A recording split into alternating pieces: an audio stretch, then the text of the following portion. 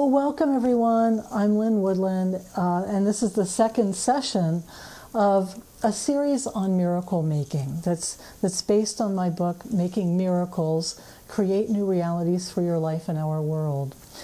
The book is designed to, in really easy, gentle, little bite-sized ways, cultivate the consciousness that gives rise to miracles. And each session here will cover a little bit of the book and include either an exercise or some kind of group experiment in miracle making. Now, a miracle, as I'm defining it here, is an event that's born in unconditional love, and it has a healing ripple effect on everyone it touches. And it seems to defy the laws of the natural world as wonderful results unfold by way of serendipity and coincidence rather than effort. And miracles have a win-win positive outcome, and these outcomes show up in instantaneous and, as I said, coincidental ways. And such events often feel beyond what we thought could happen. So they have the effect of stretching our beliefs about what's possible, about the nature of reality, just a little wider. And for myself, although I've been deeply involved in the study and teaching of metaphysics and spiritual healing and transpersonal psychology since the early 1970s, it wasn't until I encountered the work of Dr. Gerald Jampolsky that the word miracle actually entered my vocabulary in any kind of meaningful way. Jerry Jampolsky is a psychiatrist and a best-selling author. One of his first books to make a big impression was Love is Letting Go of Fear.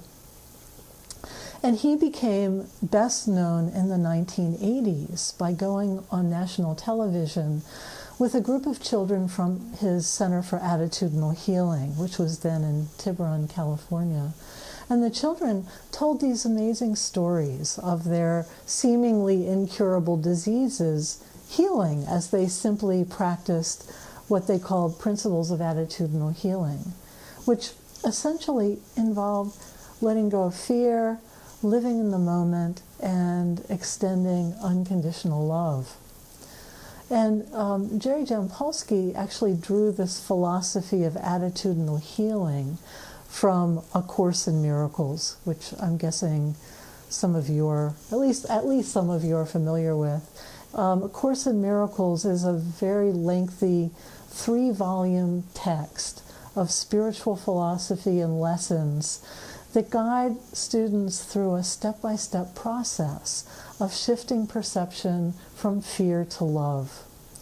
Now, A Course in Miracles says that miracles are natural. When they do not occur, something has gone wrong.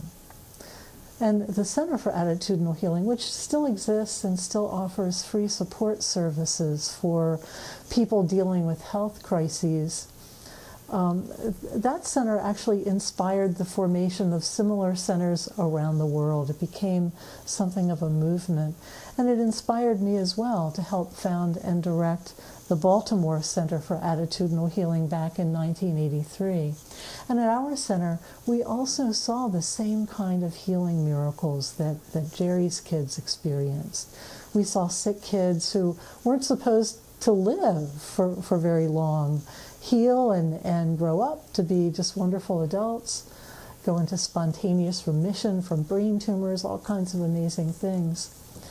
And what's more, as I personally worked more deeply with the fundamental principles underlying the philosophy of attitudinal healing and taught them to our staff of volunteers, we found that miracles started happening for all of us, and often in everyday matters.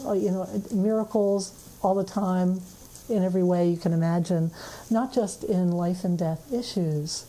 So understanding how and why miracles happen from that point on became my passion.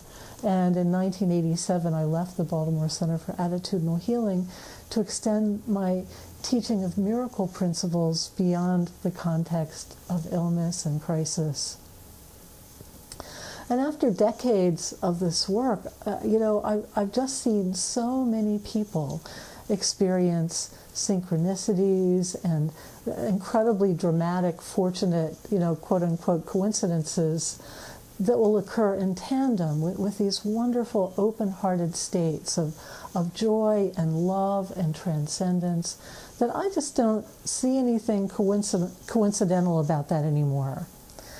And along with this myriad of just beautiful serendipities that I've seen in the course of my work, I've also witnessed phenomena that are just so dramatic that they can't even pose as coincidence. They're more in the mind-boggling, how can that possibly be category. In particular, over the years, I've had the opportunity to work with and observe a number of truly amazing healers, some of whom practice not just general healing, but their practice includes the very rare instance of a spontaneous dental healing, where somebody's fillings will just instantaneously turn to gold or silver or porcelain right before the eyes of the person sitting next to them. Fillings with old metal will turn bright shiny gold, or teeth with cavities will just spontaneously fill. And you'll see people just looking in the mouth of that person and starting to shriek in dismay. It's really quite astonishing. And if this starts to sound so completely out of your comfort zone to even consider, I actually explain a bit more about this phenomenon in the later chapters of the book. And I've seen it happen many, many times. I've had it happen myself. And in fact, I actually know of at least one person. It's one person I can document because I know her, and I heard her talk through the process that she saw. She saw her own fillings change to shiny new metal after reading the last exercise in the book, Making Miracles. And as I said in the book, I talk a lot more about the feeling I get about what this phenomenon means. But for our purposes tonight, I found that the work of these healing miracle makers is just wonderful. It's very important, and not just for the suffering they relieve, but because they demonstrate just the incredible range of what's truly possible. They demonstrate that there are no limit to miracles. The downside, I've noticed, though, is that one can easily become reliant on the healer when we see such an incredibly powerful result come through a single individual. So that what happens is that instead of miracles feeling naturally accessible to everyone, as was more the case with attitudinal healing groups where everyone was very equal, they seem to become the healers alone to dispense. And I feel that that's a little bit of a weak spot of this kind of healing miracle maker. Now, if you personally consider yourself capable of like little teeny miracles, you've had little serendipities, little coincidences, but draw a line in your mind at a certain point, recognize that truly there is no magnitude of difficulty to miracles. The only limitation is your own thinking.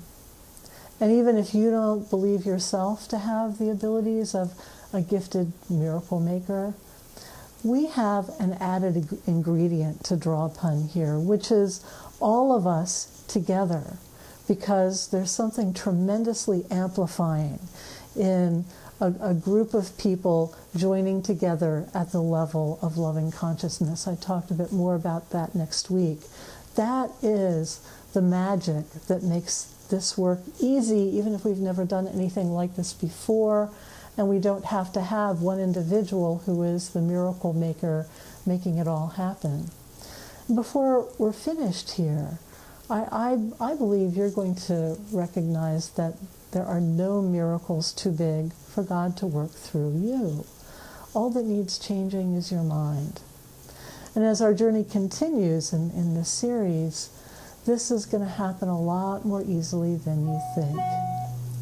So what does it mean when miracles become natural, as A Course in Miracles claims them to be?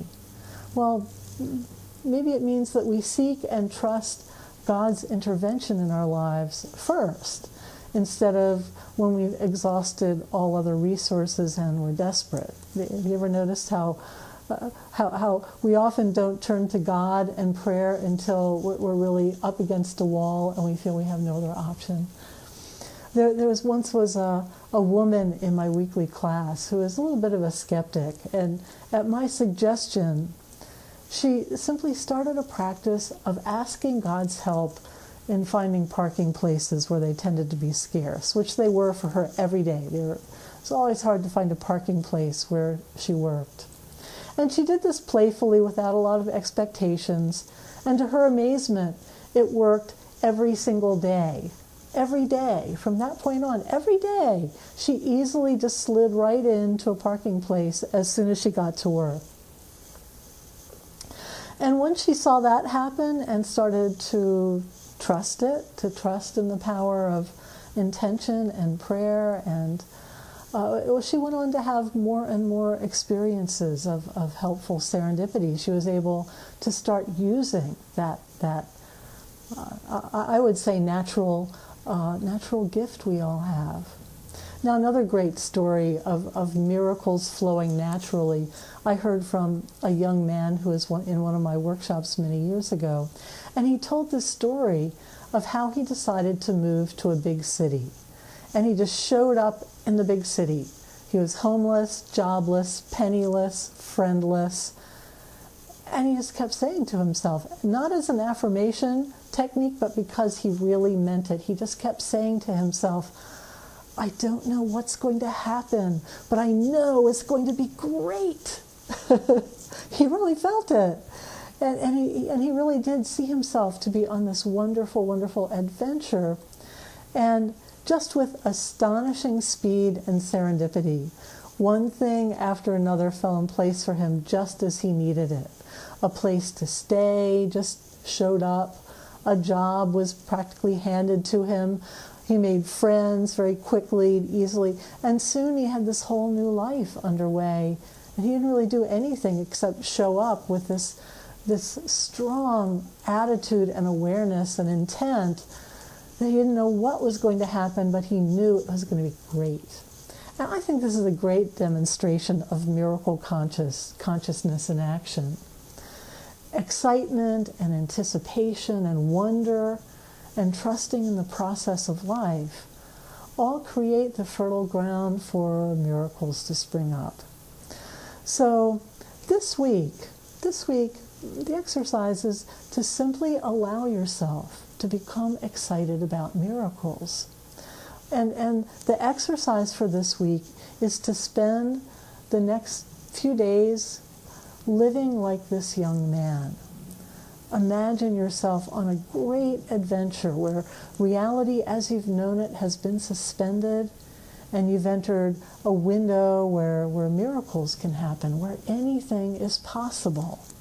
And on the outside, your life, might look as humdrum as ever, but on the inside, every fiber of your being recognizes that miracles are in the air and just knows that something wonderful is about to happen. You don't know what, but you know it's going to be great.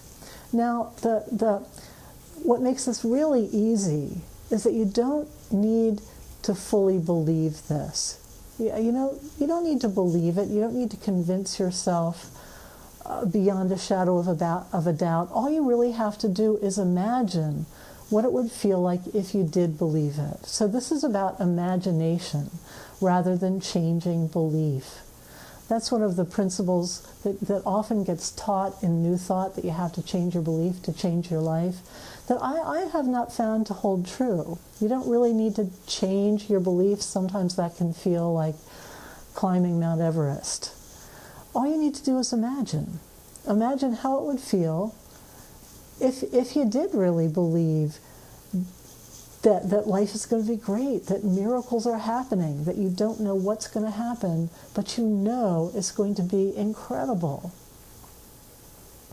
And so as you go about your day, see if you can feel this, the very air charged with this sense of something wonderful about to happen. You don't need to believe it, just imagine it, create it as vividly as you can. And just keep reminding yourself as often as you think of it that you don't know what's going to happen, but you know it's going to be great. Letting all of your feelings of excitement and wonder and anticipation build all day. Now, that's the end of the piece of the book for this week. I do want to share a great story. I know some people who were doing the book together. They're a married couple, and they got to this chapter, which is fairly early on in the book, and they were just saying that, I don't know what's going to happen. I know it's going to be great. And they actually were living in some financial stress. They were very underwater in their mortgage on their house, and their payment was way more than they were currently able to afford. They were getting older. They were having a hard time maintaining the physical level of exertion that they had to do for their work. And just as they did this chapter, like a few days into it, they found a whole new option that allowed them, a financial option that allowed them to semi-retire and devote themselves to things they love and enjoy more. They were able to walk away from their house. This is when everybody was in foreclosure some years back. They decided to walk away from their house. A friend loaned them $20,000 with which they bought another house in foreclosure, which they fixed up, and it's beautiful, and they're able to live within their means. Now it's some years later, and their house is worth multiple times what they paid for it. And they're looking at the next level of retirement, which is about traveling around the country. Somebody just said, which chapter is this? You know, I think it might be chapter 3. I think. Somewhere in there. It's early on. So, you know, this affirmation, it seems very simple, but anything can happen. Truly anything can happen. Somebody just said, is there a meditation that goes with this one? No, there isn't. There are a number of meditations in the book. This isn't even a meditation. This is just a mindset. So play with this mindset. Imagine that you have no idea what's going to happen, but you know it's going to be great. That's all there is. It's as simple as that. And that's why I keep saying it's not hard to manifest miracles. Miracle making is not hard. In fact, the only thing hard about it is recognizing how light and easy it is, how it's just about letting go and being playful and not getting, our brain real strained about it. This is easy stuff, people. If you're working hard, you're working too hard. So I want to mention, if you want to read the whole book, it's available through Amazon and through my publisher, Namaste Publishing. And check out my website, because I've got all kinds of fun stuff on there. I've got a distance healing ministry. I've got a couple of different oracles where you can get your message for the day. And I do a lot of different online programs, ranging from free stuff like we're doing here to more intensive programs. The next thing I have coming up is my year-long miracles course, which it takes in new students once a quarter. We'll be working a lot with manifesting in the summer season, and the first session of that actually is a free event. So check out my website. It's lynnwoodland.com, and I'll just open it up and see if... Okay, everybody is unmuted now. If anybody wants to share anything or questions or comments, just... And if not, then we'll call it a wrap for tonight, and we'll do it again next week. Feel free to share this with your friends. Tell everybody about it. There's plenty of room for more folks. More the merrier when we do this kind of consciousness work, I think. Some of the things we'll do actually will be more meditative experiments. We're just starting to get rolling here. So with that kind of work, I always think the more minds we've got going into it, the better. So on that note, everybody, love you all. Thanks for being with me, and have a lovely spring week. I'll see you next week. Namaste.